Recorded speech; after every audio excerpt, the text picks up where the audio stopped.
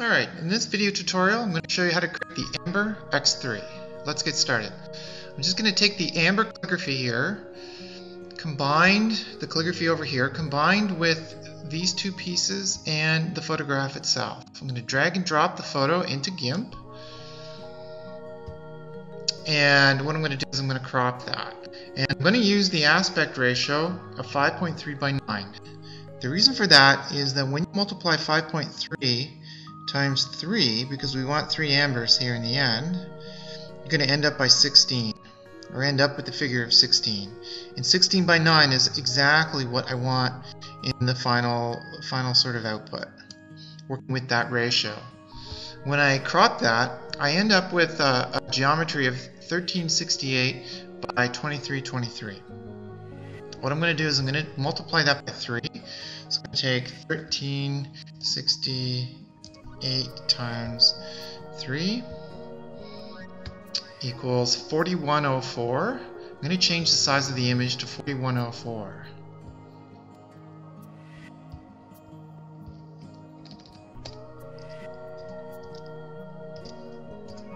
And you notice that the image got wider to the size of 4104, but it kept the same height. I don't want to center this, I want to keep it exactly where it is, and I'm just going to resize the image here. I'm just going to pan that so it centers on my screen a little bit more. And before I move any further, I want to work with this first image here, the only image that I have in the field. I'm going to desaturate it, and I'm going to use luminosity for that. And then I'm going to change the levels, because it's looking a little pale. So I want to darken that image just a little bit. And that's how I change the input values.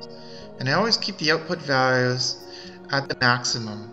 And what it does is it basically takes this curve, this histogram, and it stretches it along to 0 and 255, getting the maximum values out of the image.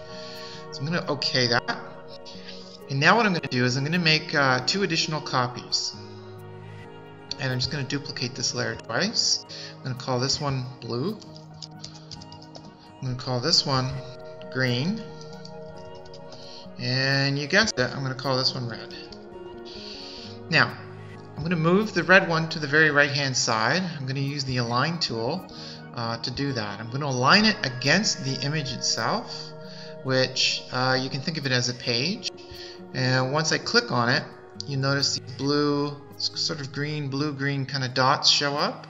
That means that you're in align mode. I'm going to move that to the very right-hand side. And then what I'm going to do is I'm going to take the green one and move that to, once I click on it, I'm going to move that right to the center of the image. Perfect. Now what I want to do is I want to create the 3 colors. And to do that, I need to create some layers. So I'm going to click on blue, and then I'm going to click new layer. I'm going to call this blue fill. It'll be a transparent layer for now, and then I'm going to click on green. I'm going to go new layer, green fill. Also be transparent. I'm going to do the same thing for red. New layer, red fill. Now, what I'm going to do is I'm going to fill these with their respective colors. But I don't want to fill the whole image, I just want to fill the extent of the first amber here on the left with blue. So the way to do that is just to do an alpha deselection, which will basically, in this case, because there is no alpha channel, it'll grab the extent of the image itself. And you notice the marching ants, there's a selection. This is the right selection I want.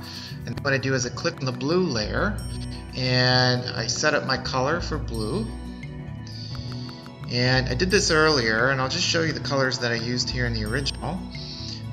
Blue was 240, 78, 40, green was 118, and red was 8. For all 3 colors I used 78 and 40 as saturation in the value.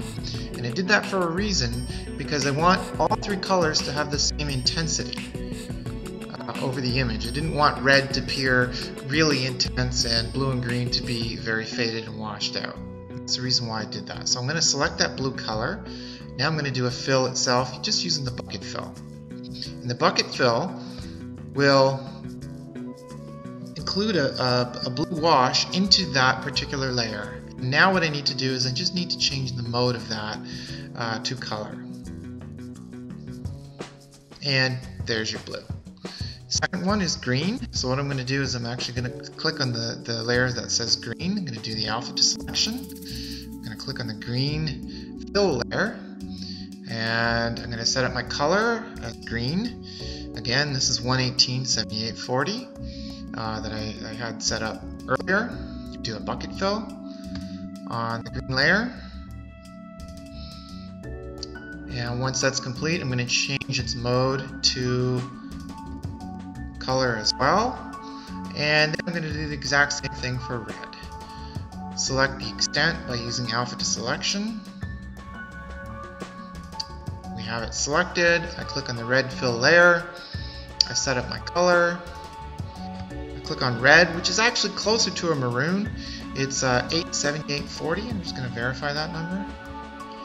And it is 87840, the ones that I used in the original. I'm going to click on that. OK the color, and then I'm going to use the bucket fill and fill that selection area. When that's done, I'm also going to change that to color. Now, when I did this, it was too intense. It was the red was too red, the green was too green, and the blue was too blue. So the way to solve for that is simply to bring down the opacity of that, and I put that right at about 50%. And it comes in as a more faded kind of color, which was what I was after.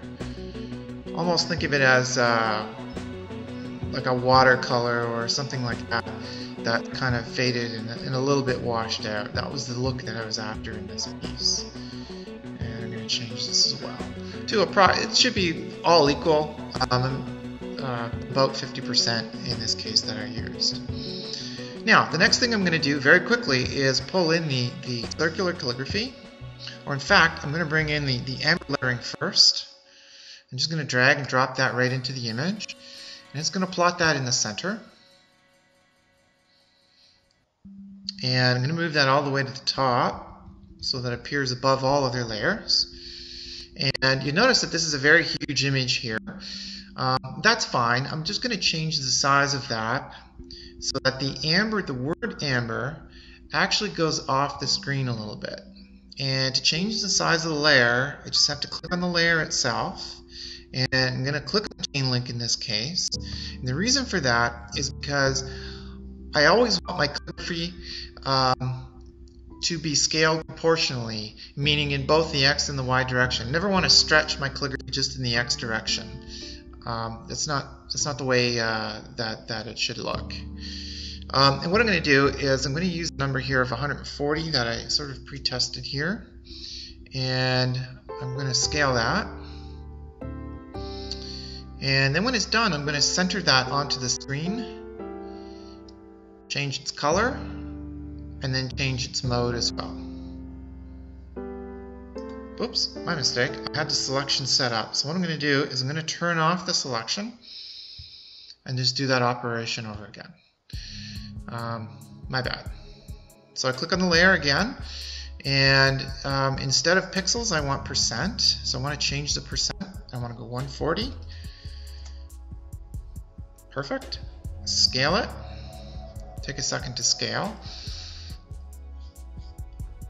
And then what I want to do is center that using the align tool.